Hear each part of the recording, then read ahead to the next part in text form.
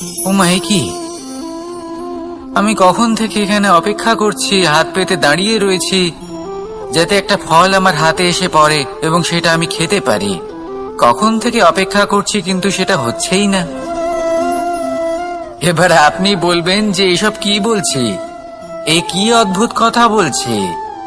যদি ফল খেতে হয় তাহলে আমাকে বৃক্ষে চড়তে হবে, ফলের কাছে পৌঁছতে হবে, তবেই তো ফল পাবো।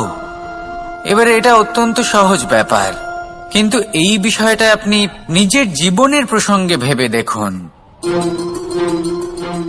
লক্ষ্য কোথায় আছে আপনি জানেন, সেই লক্ষ্যে পৌঁছানোর পথ কি সেটাও আপনি জানেন, সেই পথে চলার ক্ষমতাও আপনার রয়েছে, কিন্তু তাও আপনি নিজের লক্ষ্য লাভ করতে পারছেন না। কেন? কারণ আপনি অপেক্ষা করছেন যে লক্ষ্য আপনার সামনে চলে আসবে, কিন্তু তা হয় না।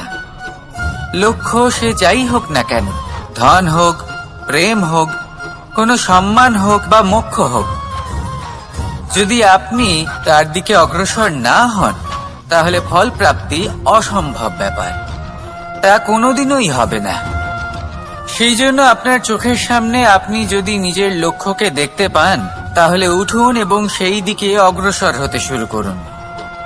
নিজের অন্তরের সকল অশুভ গুণ দূর করুন, অলসতা ত্যাগ করুন, অজ্ঞানতা ত্যাগ করে দিন এবং চলতে থাকুন।